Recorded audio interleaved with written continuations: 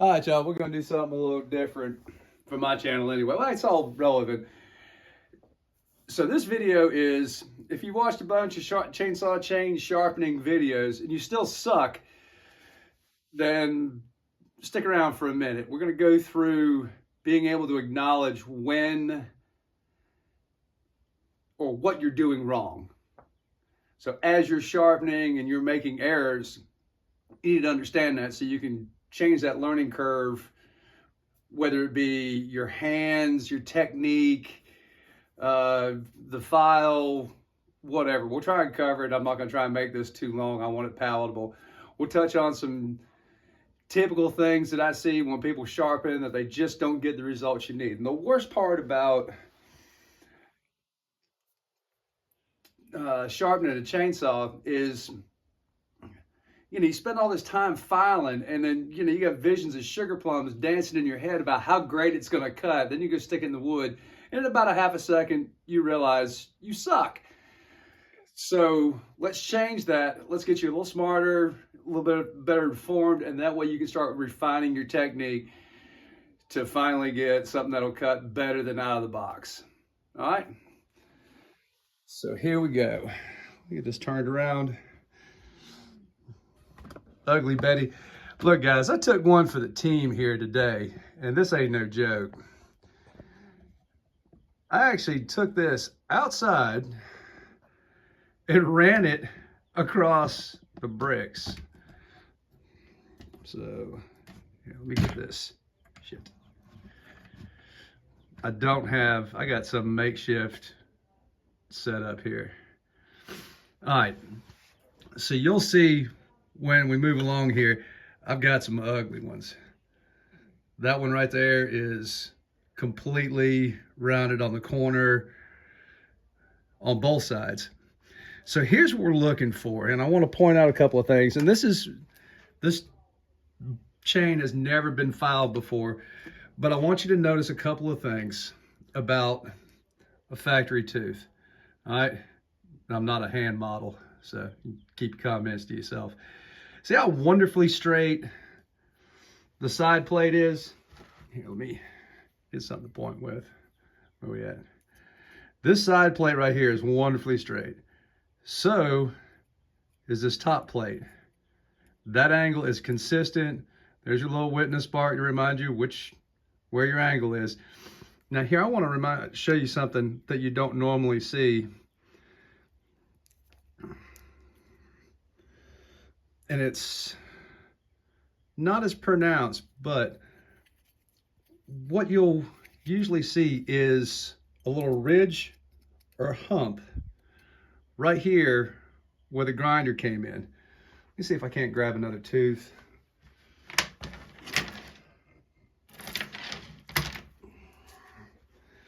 Here, this one's dirty, but you'll be able to see better. This is a steel brand chain. And this little hump right there is going to impede you from getting the file into the gullet. All right, so be mindful of that. So when I stick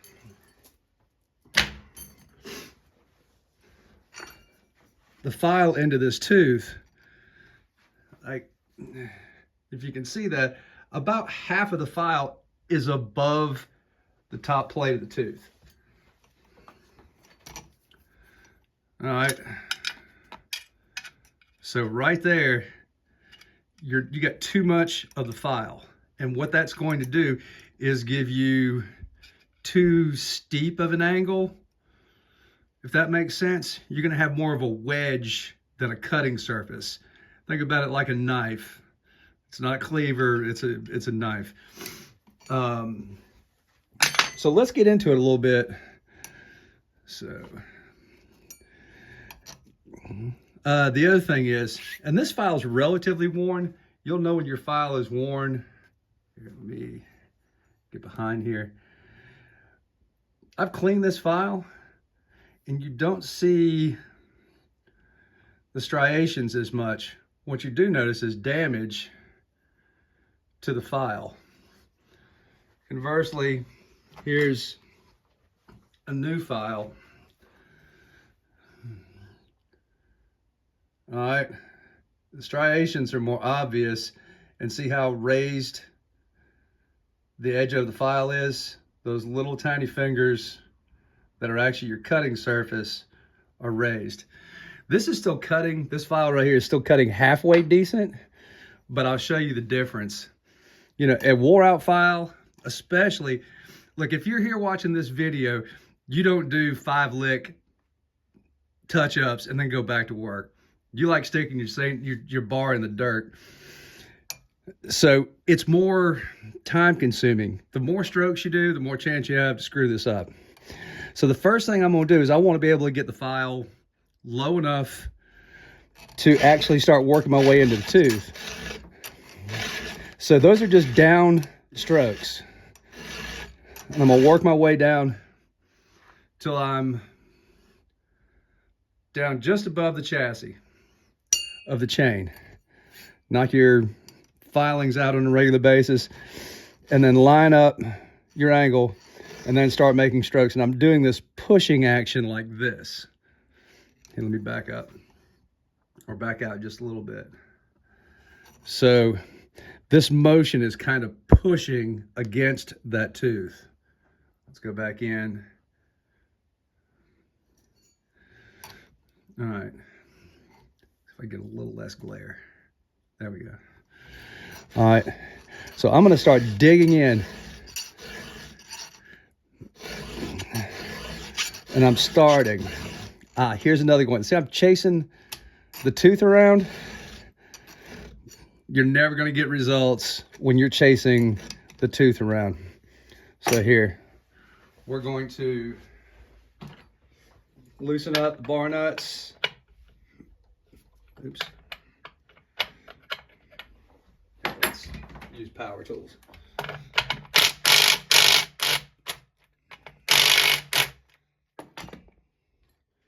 And then I'm going to over tighten the chain just for sharpening purposes. You wouldn't want to run it that tight. But now I can barely lift that up. So watch how this goes now. Look at that. All right. And some people, oh, well, you're good. You see how I did that? I went straight across the top. I didn't roll down. I don't want to damage that. But as the filing, see, there it is, it accumulated on top. I can't zoom in anymore.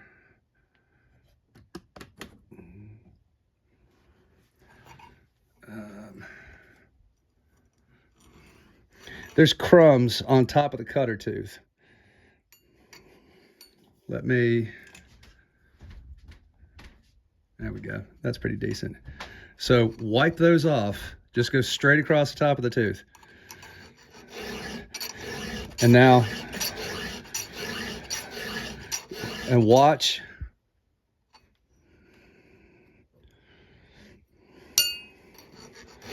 And you'll see that, here, I gotta get down just a little bit more and then back over. There we go.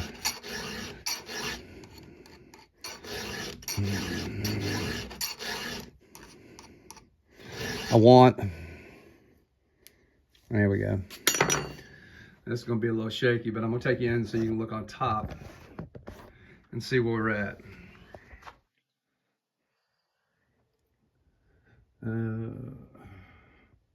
That tooth right there. So now we've got, get some of the glare off of there. So, come on. There we go. And there's the glare again. So we've made this pretty straight across, and we come back to fresh side plate. If you don't get back,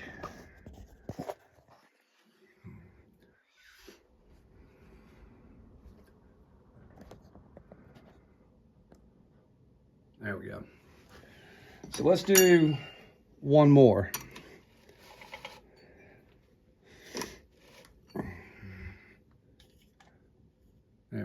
That's good light. So let's say, let's find another one that's got a nice damaged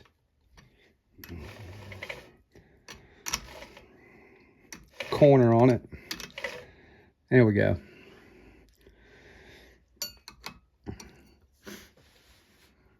So let's say you just went, got down there far enough. Now look, there's actually, I don't know if you can see it, but there's a gap in between the side of the file and the tooth. And there's your gullet. This file's really played out. And here's a good example of you're doing all this. So let's say I stopped right there. When you come down here and look at this, well, actually you can still see here, the side of that is, the side of that tooth is still curved over a little bit. Okay, so if the side of the tooth is curved over or curved over the top, what happens is when it starts, when that tooth is hitting the wood, the wood will start pounding on it. And if that side plate, it will start beating it over as it hammers the wood. Or if that top plate isn't clean material and still has a little slope to it, it will keep beating it. And it may be sharp just for a kind of sharp for a hot second, but then it will dull super duper fast. So as I go, let's switch this out and I'll show you how nice a fresh new file will make you happy.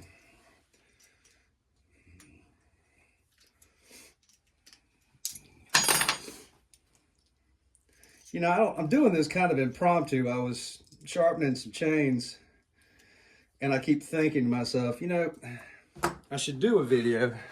Everybody else and his brother has. But I want to touch on some of the things. I mean, it took me forever to get better at filing. And I kind of got to a point where I was just okay. And I just couldn't figure out what I was doing wrong. Okay, now that's really digging in. Let's get a little bit more light on it. And you can see the fine pushing into the tooth. Just keep going. Wipe the top of it off so you can see what you're doing. Make sure you got that nice clean edge. Those last few strokes are just nice and light. You want to polish.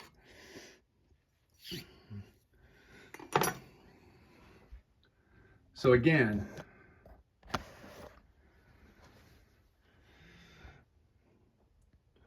we've got, when you look at this, the file's in there and about a third of the file is above the tooth. If you are, here, let's do one the wrong way. And this will help show you what I'm talking about. Let's go to this next tooth. Looks pretty good. All right, so I'm not going to knock that little nub off. I'm going to start right there. All right. And this tooth doesn't have that much damage.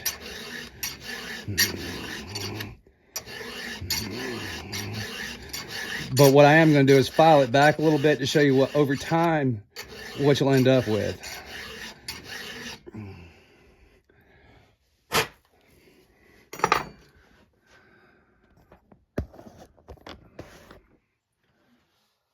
All right, so when you look in here, where are we at? All right, you see how that tooth is laid back, and see how the angle, I have to kneel down. All right, right here. Ah, I need a cameraman. Okay, so here's what I'm talking. If the file's up too high, you see how steep that angle is right there? It's not going to get very sharp. And then this swept back tooth is not going to be aggressive enough. See how high I am above the chassis? It's a very common issue. You'll see a lot of people that sharpen and you'll have that upward slope. Let's take this back to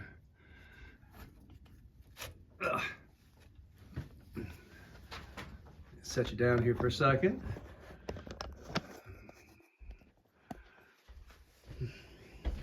All right.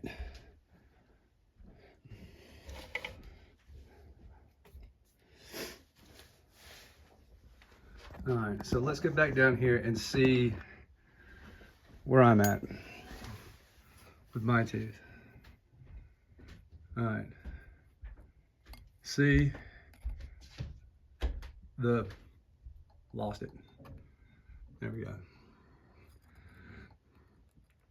Okay, we're down here near the chassis. We've got a better angle on that tooth than we did the other one. And we can even improve on that. I'll show you, if you dig in a little deeper, you can be more aggressive. But you're gonna lose durability. So somewhere in the middle is good. All right, so let's look at this one right here. Let's do a couple of our downstrokes and allow the file to get in there.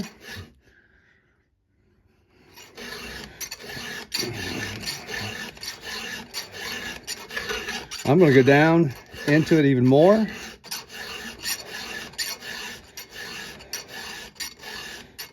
There we go. Keep it top plate clean so you can see what you're doing.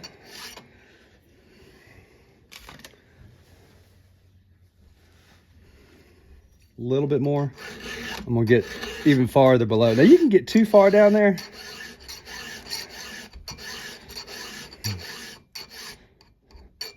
And this is just for science and stuff right here. There we go. And again, you'll see when I'm on top of this tooth, if I can find it here. Where we at? There we are. Okay, nice clean side plate, nice clean top plate. And then as we roll down here, the deeper we go, the more sharp the angle on the top plate cutter.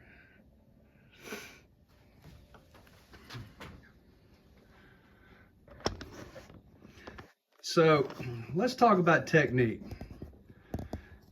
So here's, when you file, typically, let me back this out just a little bit so you can see a little bit better what I'm trying to go at.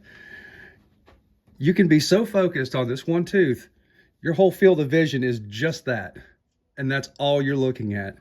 And what I want you to do is, so when you start, I want you to start again. Here's a nice little banged up tooth. Just take my word for it. I'm gonna get that burr off of there. That burr comes from, at the factory, when the grinding wheel comes in at an angle, the grinding wheel is only so thick, and it's going to leave that little bit of metal right there from where it came in. So that little ridge has got to go away. Otherwise, you'll end up with that sloped up. So if you're just looking right here at this tooth, you're not paying attention to what your hands are doing. If you need to film yourself, use your phone, set it up on something, but you'll see that your hands will do all kind of wonky things. And if you watch my hands, bear in mind, you know, these were sharpened on a machine where the tooth is advanced, the grinding wheel comes into it at the exact same angle, the exact same depth. It forwards the next one, it grinds it at the exact same angle, at the exact same depth, in the exact same spot. So you have to turn yourself more into a machine. So when you start filing, sure, look right there, but then expand your field of vision to watch your hands. Get yourself in a nice stable position.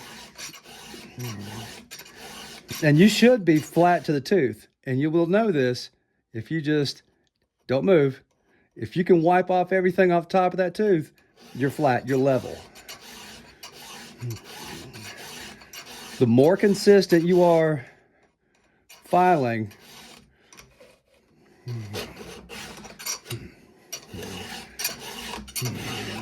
down and then over.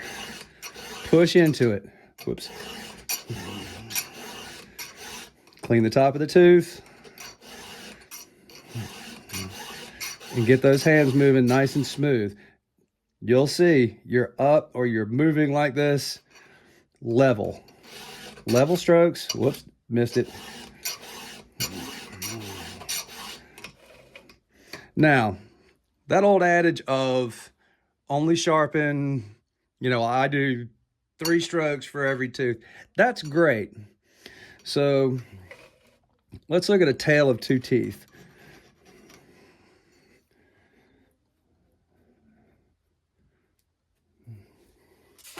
These are back to back. Let's zoom in a little bit. All right, so I'm going to look at this tooth right here. Now, I haven't filed on it. That's still the factory grind. It just didn't get damaged that much. All right, and let's look at the next tooth. Get over. Where we at? Right there. And here's what I'm talking about. Over here, see how that corner rolls over? You have to file all the way back to there. Otherwise, you're going to beat the side plate so it's turned back in even more. So now we start talking about, well, this is all based on the idea when you get a brand hammer new chain out of the box that the gap, I forgot, you're supposed to have sharpening fluid when you do this stuff. All right, so if I take a 25 thousandths feeler gauge, where you at?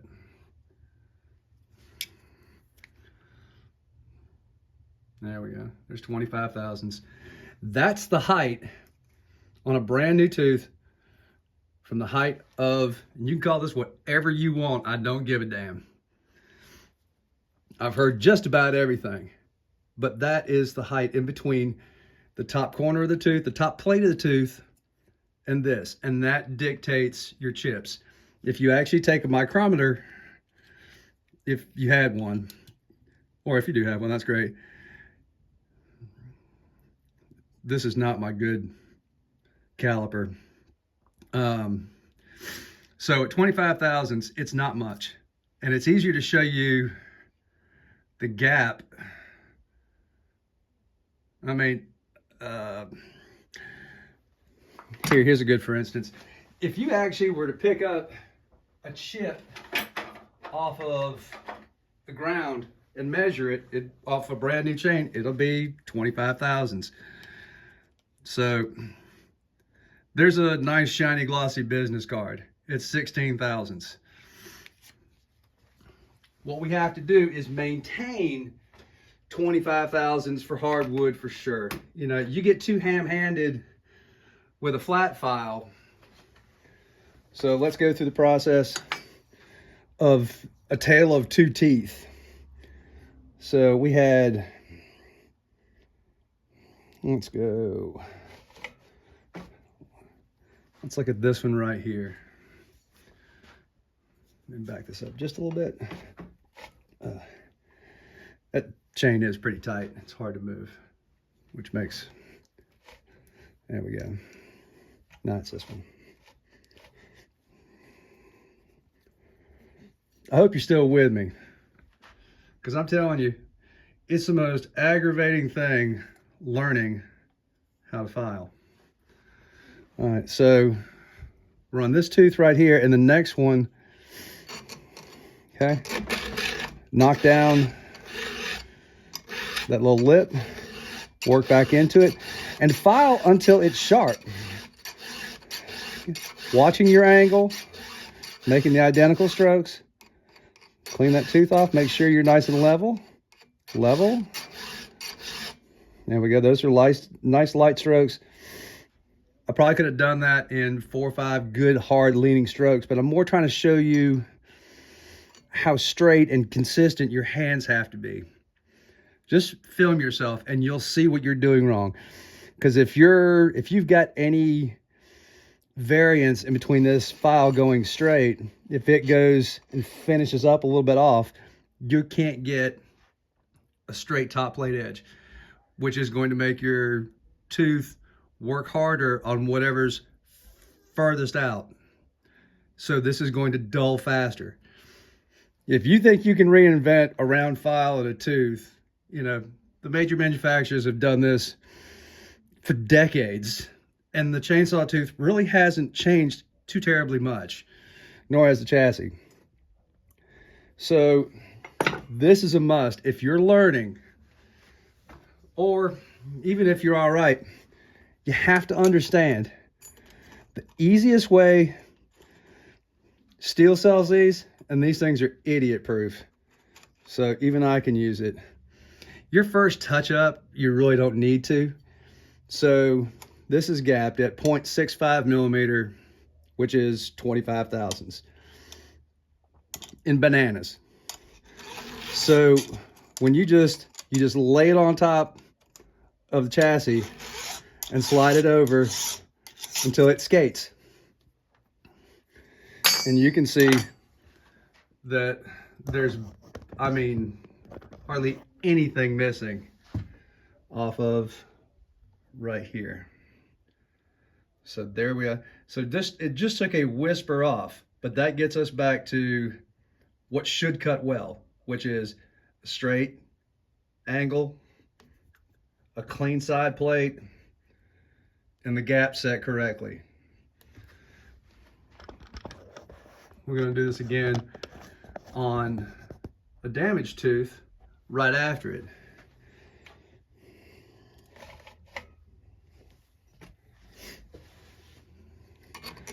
Same deal.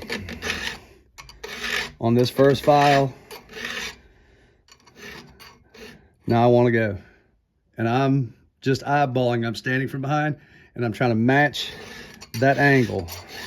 And I'm watching my hands, make sure that I'm digging in a little harder on this one because I know I have more metal to remove. There we go. And it's starting to shape.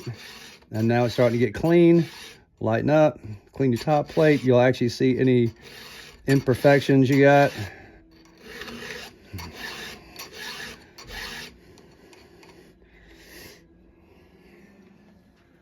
All right, and then we switch files.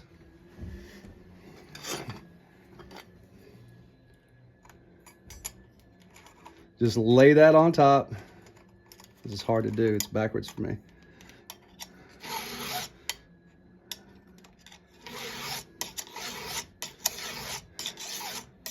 Now it's skating across.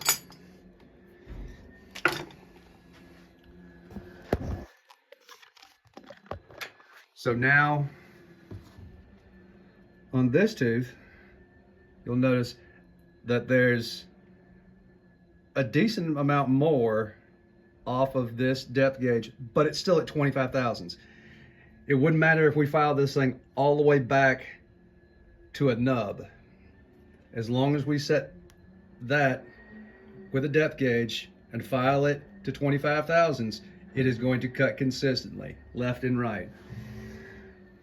And then we'll go back to that because this tooth is longer. We only need to take a little bit off. So when you look at a chainsaw tooth, it sticks up. Where are we at here? There we are. It's proud. It sticks up in the air. So as you file it back, it gets shorter. Your depth gauge has to go down at the same rate that this does. If you get ham-handed with the flat file and take too much off of here, the only thing you can do is file your tooth back.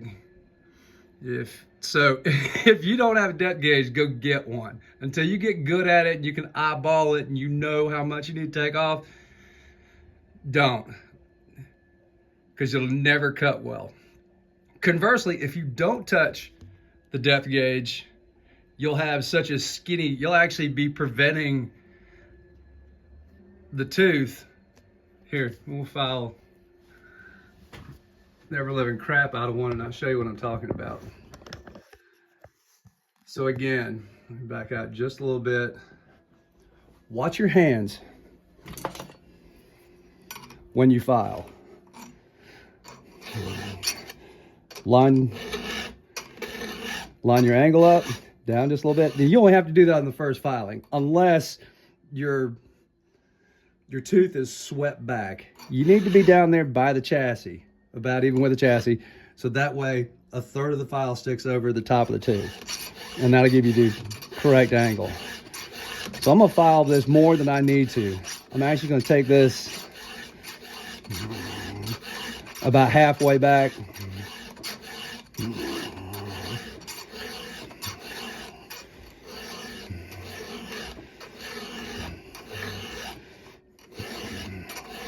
And the farther back you get to maintain depth, I'm actually starting to touch the chassis just a little bit.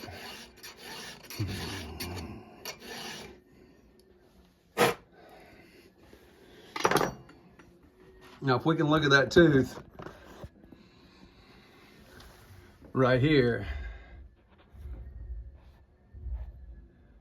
the height of the depth gauge is about the same height as this.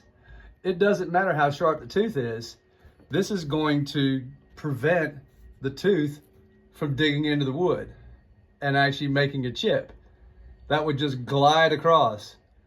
Nice sharp tooth.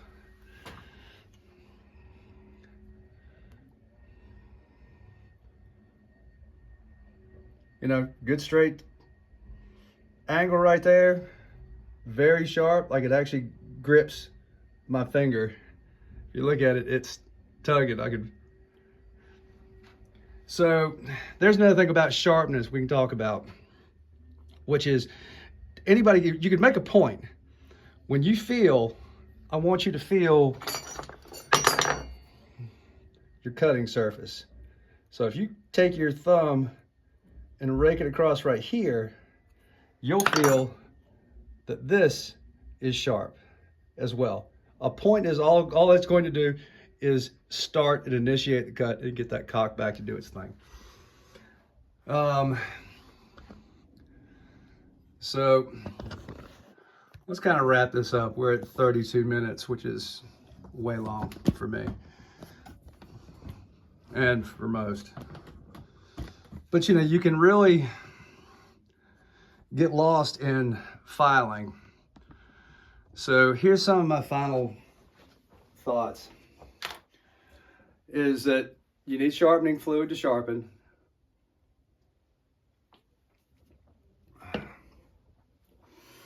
Unless you're truly ambidextrous. When you file one way, you got to get comfortable. I don't care what that takes.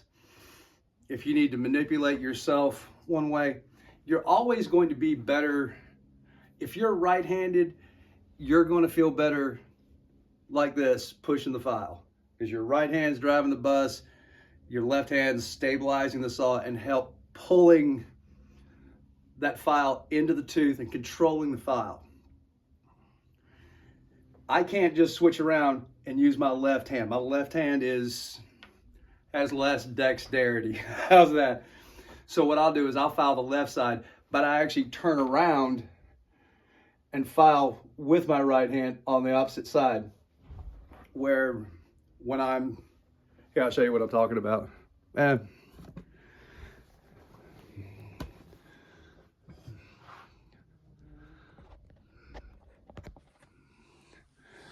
So when I file the left side cutters, I'm over the saw filing with my right hand. When I file the right hand side cutters, I move over here and I'm still using my right hand. And that keeps me in a comfortable place where I can still use my dominant hand to feel comfortable when I'm sharpening. your side that you're least comfortable sharpening with, you're going to get poor results.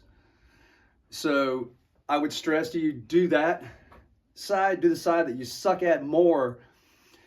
So when you cut and you see that your cut goes off to one side, that means the side that it's pulling off to, that side of those teeth are sharper or have been better filed.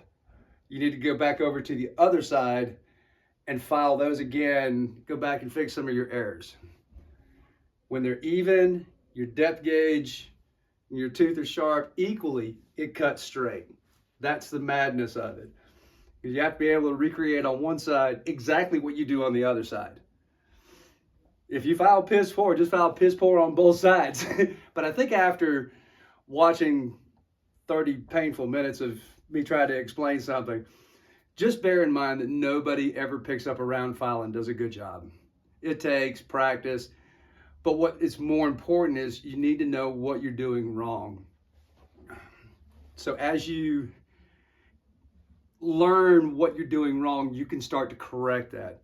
If you got a fishtail to your file, film yourself. It's easy. You wouldn't believe what you look like when you file. Your file is going to be going up and down, left and right. If you're here, hopefully you're still here. Put yourself in a position where you're comfortable on both sides. You'll get more consistent results. I think I'm going to leave it there. I thank every last one of you for watching, if you stuck with it.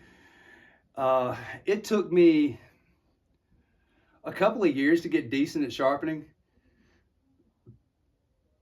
but I got okay after, a few months, but I kept having either inconsistent results where it wouldn't cut straight and I didn't understand why. And then once I kind of figured that out, I still wasn't quite getting that out of the box, fresh cutting, sharpening. And I kind of stayed there for months and months and months, and it was aggravating. I wanted something to cut better. You spend a lot of time sitting there. It's just a man in his file or a woman in her file. And until you figure out what you're doing wrong, when you look at that tooth and say, I'm not doing, get the file down a little bit deeper. At the end of the day, you want to have some kind of a hook on that tooth. You don't want it to be like that. You don't want it to be, the file buried so deep you're grinding the chassis. Somewhere in the middle is good. Set your depth gauges. Use that, and a flat file to adjust your rakers. And I feel like you'll have much better results going forward. All right, that's enough chit chat. Hope you guys enjoyed that. I hope I taught you something. I hope you learned something. Pass it along, because there's nothing worse than watching somebody struggle with this. So do what you can. Help teach your others, teach your neighbors, teach your friends. Thanks again.